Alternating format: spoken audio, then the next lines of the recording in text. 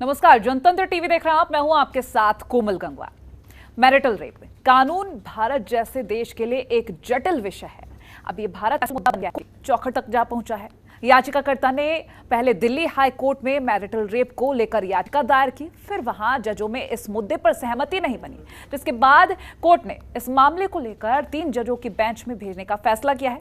लेकिन अब याचिकाकर्ता ने सुप्रीम कोर्ट का दरवाजा खटखटा है। दरअसल भारत में मैरिटल रेप की पीड़िता के लिए कोई कानून नहीं है, लेकिन वो घरेलू हिंसा से महिला संरक्षण अधिनियम 2005 के तहत अपनी शिकायत दर्ज करा सकती है और साथ ही 2005 के कानून के तहत एक पत्नी वैवाहिक बलात्कार की शिकायत कर सकती है और सुरक्षा की मांग भी कर सकती है।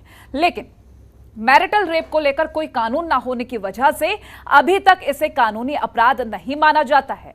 हालांकि कई सामाजिक संगठनों के द्वारा इसकी मांग लंबे समय से की जा रही है, क्योंकि आईपीसी की धारा 376 में रेप का प्रावधान तो है, लेकिन मैरिटल रेप को लेकर कोई प्रावधान नहीं है। तो कुल मिलाकर देखा जाए तो भले ही ये मुद्दा कोर्ट में पहुंच गया हो, लेकिन सवाल सबसे बड़ा यही है कि क्या इस मुद्दे पर कानून बनाने से काम हो जाएगा? आखिर क्यों महिला समाज इस मुद्दे पर अपनी आवाज उठाने से हिचकिचाती है? क्या इसके पीछे महिला समाज में इस मुद्दे पर जागरूकता का अभाव है?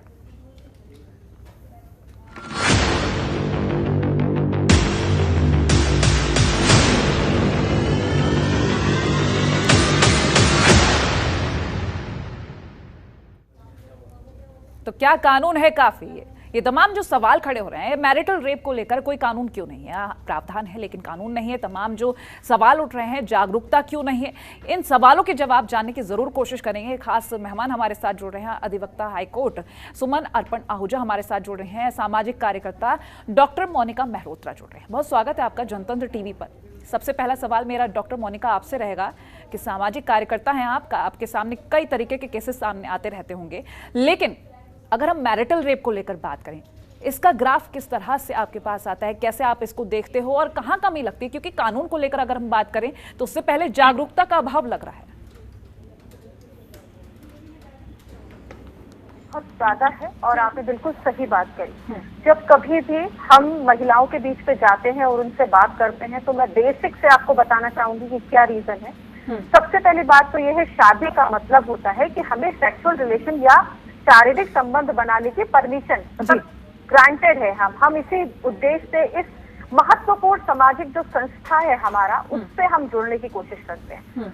दूसरा महत्वपूर्ण बात इसमें ये आती है कि हम सेक्सुअल रिलेशनशिप या शारीरिक संबंध को लेकर खुलकर बात नहीं करते। बिल्कुल, हम अपने बच्चों से बिल्कुल इस बात को बात नहीं करते कि देखो इसका क्या मीनिंग है। शिक्षा में अगर देखा जाए तो शिक्षा में भी सेक्सुअल एजुकेशन नाम की कोई भी अभी तक कोई भी कोर्स पूरा शुरू नहीं किया गया, जबकि हमें पता है कि टीनेजर जैसे जैसे बच्चे आते जाते हैं, एक अपोजिट सेक्स के प्रति उनके मन में एक जिज्ञासा होती है। वो उनकी शारीरिक बदलाव है, वो उसे एक्सेप्ट करते हैं और उसे हमें भी एक्सेप्ट करना चाहिए, क्योंकि हम भी उस दौर से गुजर चुके हैं। अगर जब हम बात करते हैं कि भाई आपने जब एक फैंटेसी वर्ल्ड होता है, बिकॉज हमारे यहाँ सेक्सुअल एजुकेशन को इतना इंपॉर्टेंस नहीं दिया जाता। जब शादी होती है तो हम जो टीनेजर होते हैं वो एक फैंटेसी वर्ल्ड में जीते हैं। अब आफ्टर मैरिज उन्हें ये लगता है कि अब उस फैंटेसी को रियलिटी में बदलना है। अब उसका नतीजा ये होता है कि वो जो देखते हैं, जो सुनते हैं, जो कि उनको सोशल मीडिया में जो परोसा जाता है, आप भी जानते हैं, सभी जानते हैं, चाहे वो वीडियोस के फॉर्म में हो, चाहे वो आपकी कहानियों के फॉर्म में है, तो वो जो फैंटेसी वर्ल्ड में जीते हैं वो उसको लगता है कि यही रियलिटी है। अब दोनों में तो अलगाव है, फैंटेसी अलग है, प्रैक्टिकलिटी अलग है, और आप जब आपका एक शारीरिक जो एक क्षमता है वो अलग है। अब ये तीनों मिसमैच हो जाती है। जब ये तीनों मिसमैच हो जाती है तो कहीं ना कहीं रियलिटी समझ में आती है और नॉन अंडरस्टैंडिंग है कि हम ये नहीं समझ पाते कि हमारा शरीर क्या मांग कर रहा है, हमारा दिमाग, हमारी जो एक चाहत है वो हम पर हावी होने लगती है। तो यहाँ पे देश ये आता है। दूसरा, हमको यही कह के भेजा जाता है, बच्चियों को हमारे यही कह के भेजा जाता है कि बेटा डोली जा रही हो, अर्थी पे ही वापस आना, पति ही सब कुछ है, परिवार अब तुम्हारा वो, हमारे पास तुम अमानत थी, अब हमने तुम्हारा कन्यादान कर दिया, अब वही है तुम्हारा घर। तो अब उसके मन में ये आता है कि मैं तो अब मेहमान की तरह आ रही हूँ, अब मैं क्या बोलूँ, या मैं अगर इस बारे में जिक्र करूंगी तो कहीं मुझे सुनने को ना मिले। मैं आपको एक घटना बताती हूँ, बहुत ही दर्दनाक घटना है। 2 घटनाएं मेरे जीवन में ऐसी मैंने देखी है जो मुझे बहुत ही तकलीफ दी। शादी हो जाती है। अच्छा, अभी हम कानून की बात करें, शायद आप उस मुद्दे पे बात भी करेंगी, लेकिन एक चीज ये होती है कि शादी के बाद एक लड़की आती है और वो हमारे पास एक कंप्लेन लेके आती है, तो हम बोलते हैं क्या हुआ बताइए। जब उसने अपने आप को हमें दिखाया तो हम बिल्कुल चौंक गए। उसके पूरे बॉडी में काटने के निशान थे, नील पड़ा हुआ था। और जब उसने अपनी ये बात अपनी सास को बतानी चाहिए तो सास ने उसको कहा ऐसा ही होता है। जब उसने अपनी माँ को बताना चाहा तो उसने कहा बेटा कुछ नहीं, ठीक है, थोड़ा सा तकलीफ होती है लेकिन आदत पड़ जाएगी। तो अब बच्ची जिसको ये लगता है कि मैं अपनी माँ को बताऊं, अपने परिवार में बताऊं, फिर वो वहीं फंस के रह जाती है। तो कहीं ना कहीं हमारे अंदर वो जो एक शाइनेस है, जो हमें खुल के इस विषय पे खुल के ना बात करने का जो एक हमारे अंदर टैग लग चुका है, जो हमें एक ठप्पा लगा दिया गया है, मतलब शादी जैसे विवाह जैसे इतने महत्वपूर्ण और सेंसिटिव इशू को हम बहुत ही लाइटली लेते हैं। कहीं ना कहीं इसके लिए डॉक्टर मोनिका जिम्मेदार है वो नैरो मेंटालिटी जो आज तक शायद बदल नहीं पाई है। चलिए मैं आपके पास लौटूंगी। सुमन अर्पण आहूजा हमारे साथ जुड़े हैं, अधिवक्ता हाईकोर्ट से। सुमन जी, अगर हम बात कर रहे हैं कानून को लेकर, अवेयरनेस को लेकर, तो जरूरी है कि अवेयरनेस पहले हो, क्योंकि अगर कानून भी बनता है तो उसके लिए भी अवेयरनेस जरूरी है। ऐसे में अगर हम कानून को लेकर बात करें, क्योंकि जिस तरह से 2 जजों की बेंच फैसला नहीं कर पाई, अब आगे 3 जजों की बेंच की डिमांड की जा रही है, किस तरह से हम इसको देखें? कोमल जी, आपकी बात बिल्कुल सही है कि इसमें अवेयरनेस और कानून दोनों की जरूरत है। इस तरह की 2 जजों की बेंच, जैसे राजीव जी और हरिशरण जी का जो फैसला था वो एक विभाजित फैसला था, क्योंकि दोनों की और दोनों का है सबसे बड़ी बात, क्योंकि ये जो मामला है ये बहुत ज्यादा पेचीदा है। इसमें दोनों ने जो अपना अपना पक्ष रखा वो बिल्कुल पूर्णतः सत्य है। राजीव जी का ये जो मानना था कि मैरिटल रेप का मतलब ये है कि क्या एक औरत की डिग्निटी उसकी शादी के बाद खत्म हो जाती है, क्या एक औरत को मना करने का हक खत्म हो जाता है, तो उस रीजन से उनका फैसला बिल्कुल सही था। वहीं हरिशरण जी का कहना ये है कि जिस तरह से एक महिला है, परिवार जो है वो एक सामाजिक संस्था है, शादी का मतलब है कि परिवार और शारीरिक संबंध, और इसी वजह से हम इस परिवार नाम की संस्था को भारतीय समाज मान्यताएं देता है। हर समाज, हर देश का पर्यावरण, वातावरण बिल्कुल भिन्न भिन्न होता है। जैसे कि हम सभी जानते हैं कि संसार के अंदर लगभग 50 से ज्यादा देश ऐसे हैं जिन्होंने मैरिटल रेप को कानून की संज्ञा दी है। लेकिन जो भारत की परिस्थितियां हैं, क्योंकि सबकी परिस्थितियां भिन्न भिन्न होती हैं, भारत में जो रूरल एरियाज और अर्बन एरियाज है, दोनों का क्राइटेरिया अलग अलग है। और यहाँ पे शिक्षा की सबसे बड़ी कमी है, वुमेन एम्पावरमेंट की कमी है, एजुकेशन की बहुत बड़ी कमी है। तो जो औरतें हैं वो ज्यादातर डिपेंड है अपने पति के ऊपर, और जब पति के ऊपर डिपेंड है, वो अपनी रोजी रोटी के लिए उनके ऊपर डिपेंड है, तो पति को ये लगता है कि मैंने शादी कर ली है तो मुझे एक प्रिविलेज मिल गया है कि इसके तन और मन पर मेरा अधिकार हो गया। तो इसके लिए हमारे हिंदू मैरिज एक्ट के अंदर एक और डोमेस्टिक वायलेंस के अंदर बेसिकली लॉ बना हुआ है कि आप अगर इस तरह की जब सिचुएशन आती है कि आपके पति ही आपके साथ इतनी घरेलू हिंसा करे, क्योंकि नॉर्मली ऐसा होता है, अगर पत्नी ना कहती है तो पति उसको मार मार कर उसका बुरा हाल कर देता है, समाज में उसको घसीटता हुआ लेके जाता है। और वहीं जो बच्ची है वो अपने मन की बात ना तो अपने माता पिता से शेयर कर सकती है, ना ही किसी और से शेयर कर सकती है। तो हिंदू मैरिज एक्ट के अंदर और डोमेस्टिक वायलेंस के अंदर इसका प्रावधान है कि वो डाइवोर्स की मांग कर सकते हैं कि मेरा पति मेरे साथ इतनी क्रूरता कर रहा है सिर्फ शारीरिक संबंधों को लेकर, तो उसका डाइवोर्स पर हक हो जाता है। और दूसरी बात ही, यदि आज हम इस संस्था को भंग करते हैं, अब ये मैटर यहाँ से 2 जजों की बेंच के बाद, तीसरी जज के बाद सुप्रीम कोर्ट में चला गया है और मामला आगे उसके लिए सुरक्षित किया गया है कि केंद्र सरकार का इसमें क्या रहेगा। अगर हम विवाह नाम की संस्था को मैरिटल रेप या क्रिमिनल क्राइम के अंदर हम इसको लागू भी करते हैं, तो भारतीय जो समाज है इसकी पूरी की पूरी नींव हिल जाएगी। क्योंकि सबसे बड़ी बुनियाद, शादी का मतलब होता है कंपैटिबिलिटी, शादी का मतलब होता है प्रेम, शादी का मतलब होता है बॉन्डिंग। जब 2 लोगों के बीच में वो बॉन्डिंग ही नहीं है तो मार पिटाई से उस रिश्ते को बनाने का क्या कारण है। और सबसे बड़ी बात है, वहीं कई बार ऐसा भी होता है, क्योंकि यहाँ पर हमें पुरुष की मानसिकता को भी समझना होगा और स्त्री की मानसिकता को भी समझना होगा कि स्त्री मना क्यों कर रही है। क्या एक स्त्री बार बार अपने पति को शारीरिक संबंधों के लिए मना करती है, या क्या उसकी बीमारी की कोई ऐसी हालत है, क्या उसकी तबीयत ठीक नहीं है, क्या वो थकान से मना कर रही है। तो बहुत सारे सर्कमस्टांसेस है, हम सिर्फ एक फैक्ट को देखकर या एक आधे फैक्ट को देखकर इन सब चीजों के ऊपर फैसला। सुमन जी, मेरा एक और सवाल है, वो आपसे ही है कि अगर कानून बनता है, क्योंकि अवेयरनेस तो हम प्रायोरिटी पे रखेंगे, अगर हम सेकेंडरी बात करें तो जब कानून बनता है तो ऐसे में कैसे पता चलेगा कि नो आखिर किस तरह से किया जा रहा है, और अगर कानून का फायदा लिया भी जाए तो वो सच्चाई के साथ लिया जा रहा है या फिर वो भी है या झूठ, क्योंकि अगर मान लीजिए जिस तरह से जो कोर्ट में कहा गया कि बंद कमरे में क्या हुआ नहीं पता, क्योंकि कई बार कानून का मिसयूज भी होता है, तो इसको कैसे हम इसका पक्ष रखेंगे?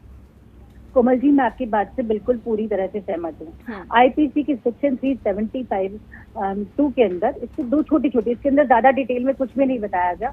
इसका में एक पार्ट ये है कि अगर आप पत्नी के साथ शारीरिक हिंसा करते हैं तो आप पत्नी उसके लिए डोमेस्टिक वायलेंस का सहारा ले सकती है। दूसरी बात ये कि अगर बहुत सारे देश में, हमारे देश में आज भी ऐसा व्यवस्था है कि यहाँ 15 से 18 साल की बच्चों की शादी आज भी हो रही है, और अगर 15 साल से 18 साल की बच्ची का कहीं पर विवाह होता है तो वो मैरिटल रेप की कैटेगरी के अंदर आता है। और अगर ये कानून बनता है तो इस कानून का मुझे लगता है कि सदुपयोग की जगह दुरुपयोग ज्यादा होगा, क्योंकि जैसे जैसे जो रूरल एरियाज के अंदर जो फीमेल रहती हैं वो तो अपने उनके राइट्स के बारे में जिनको मालूम ही नहीं है। अर्बन एरियाज की तो हम बात ही नहीं करते, क्योंकि वहां पर जो पढ़ी लिखी औरतें हैं वो अपने अधिकारों का मिसयूज ज्यादा करती हैं।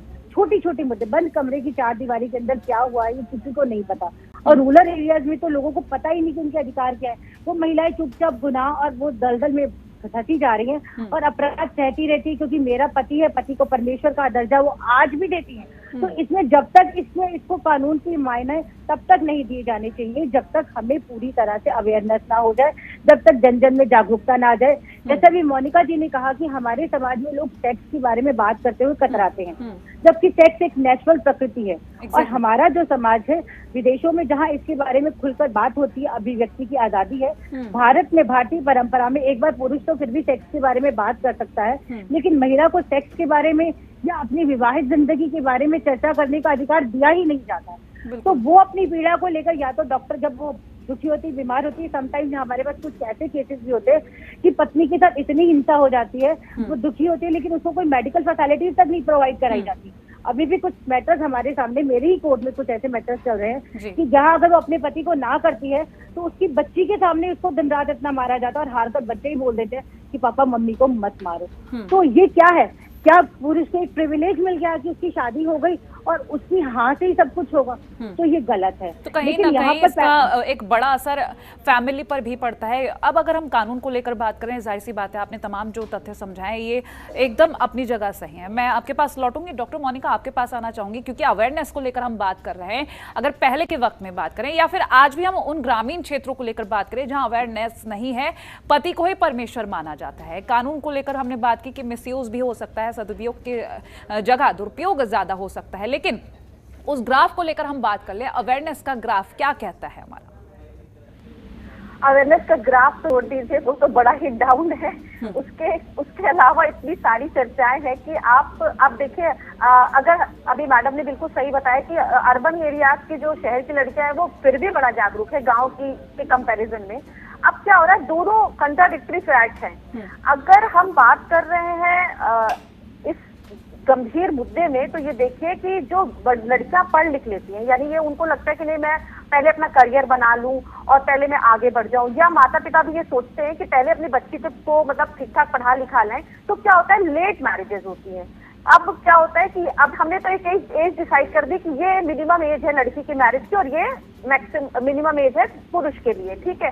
अब हो क्या रहा है, लेट मैरिजेस की वजह से पुरुष जो होते हैं वो ज्यादा उम्र के होने लगते हैं और कंपैरेटिवली लड़कियां कम उम्र की होती हैं। अब वो अपने सेक्सुअल डिजायर को पूरा नहीं कर पाते, या करने की कोशिश करते हैं तो वो ब्रूटल हो जाते हैं। जी, मैंने बोला ना, वो ब्रूटली करते हैं, वो ब्रूटल अपनी वाइफ का यूज करते हैं। बड़े सारे ऐसे तथ्य हैं जो सामने आते हैं, जो आकर भी नहीं आते।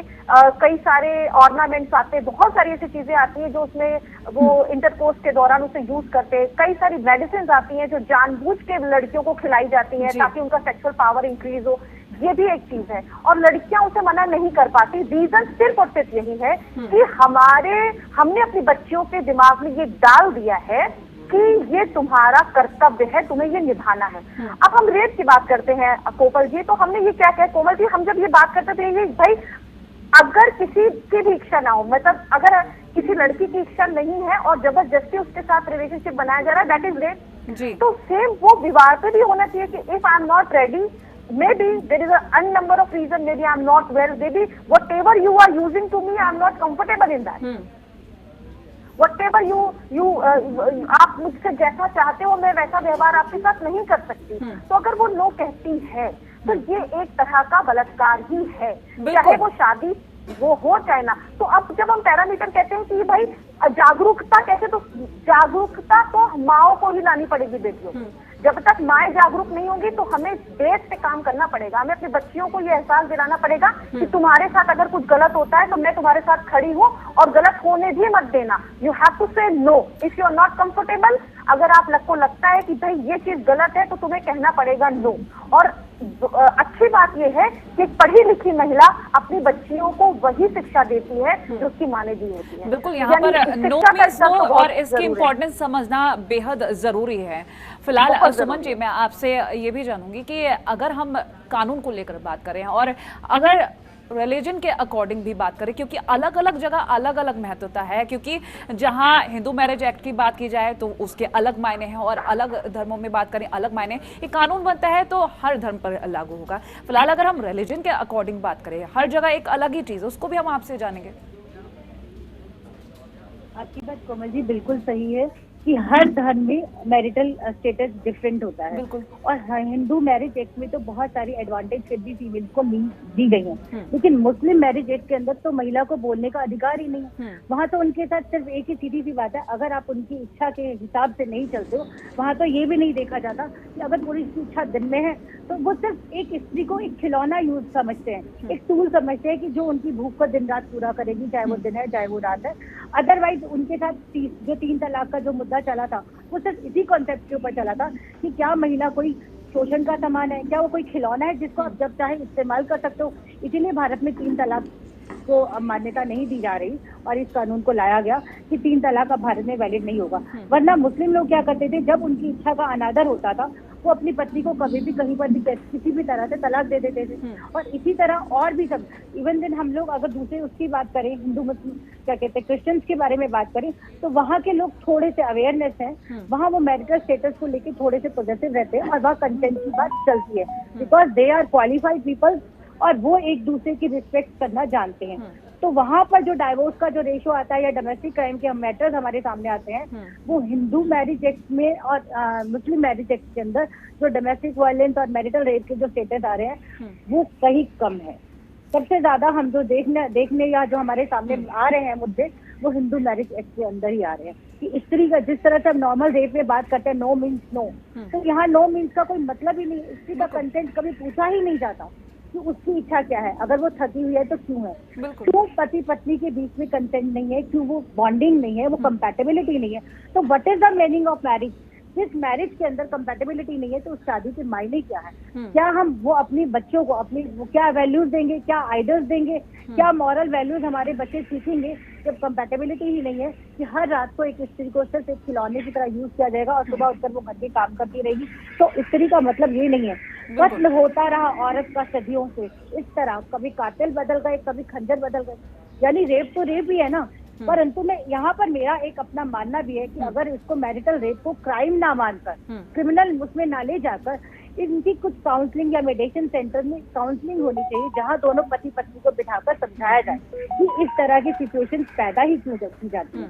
मेरा एक और सवाल रहेगा, आप दोनों से ही यही सवाल है मेरा, और छोटी छोटी टिप्पणी चाहिए आप दोनों से ही कि कानून बनने पर क्या मुद्दा सॉल्व हो जाएगा या फिर इसके साथ कुछ और करना भी जरूरी, क्योंकि सदुपयोग है तो दुरुपयोग भी है।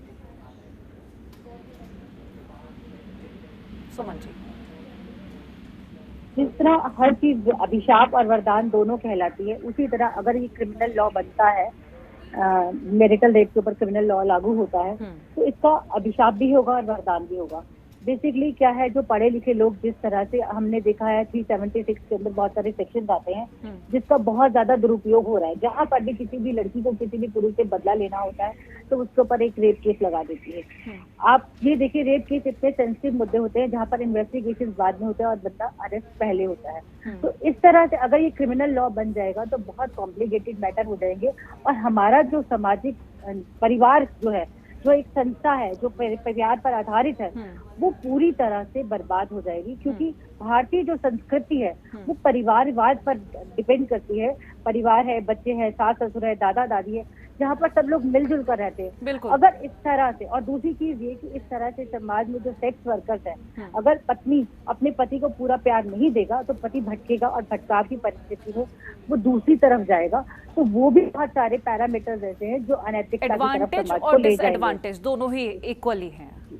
चलिए डॉक्टर मोनिका, इसी पर आपके कमेंट।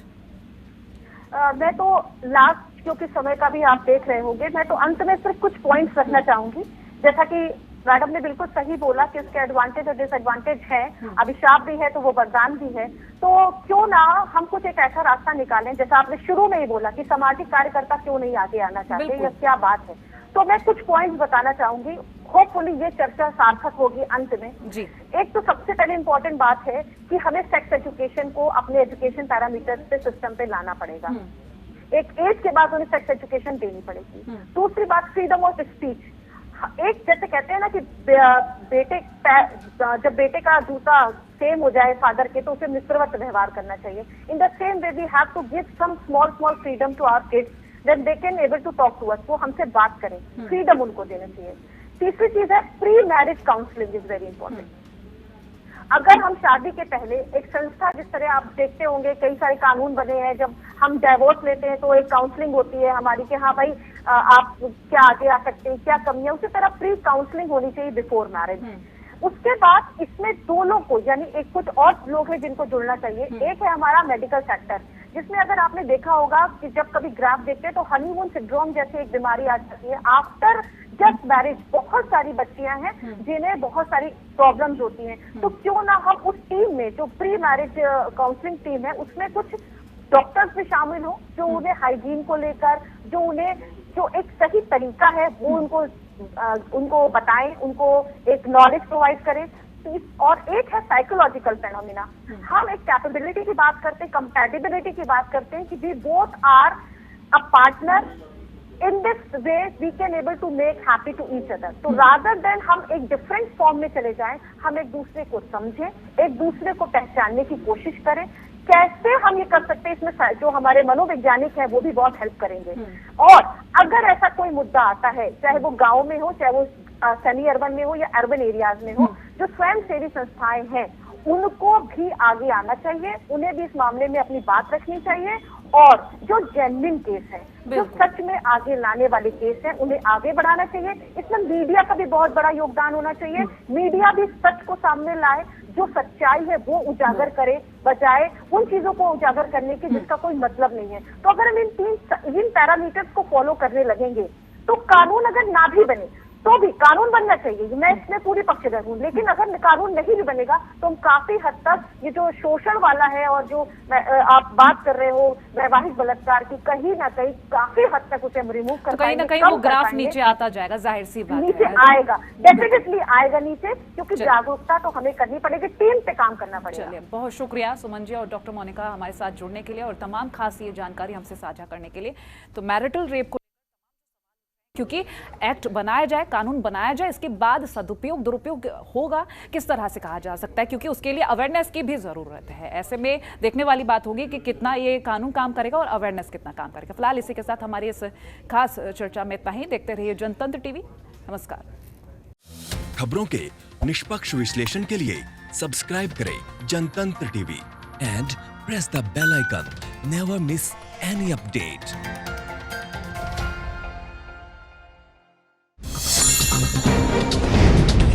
डाउनलोड कीजिए जनतंत्र टीवी ऐप को, जो कि अवेलेबल है गूगल प्ले और ऐप स्टोर पर। अधिक जानकारी के लिए अभी डाउनलोड करें।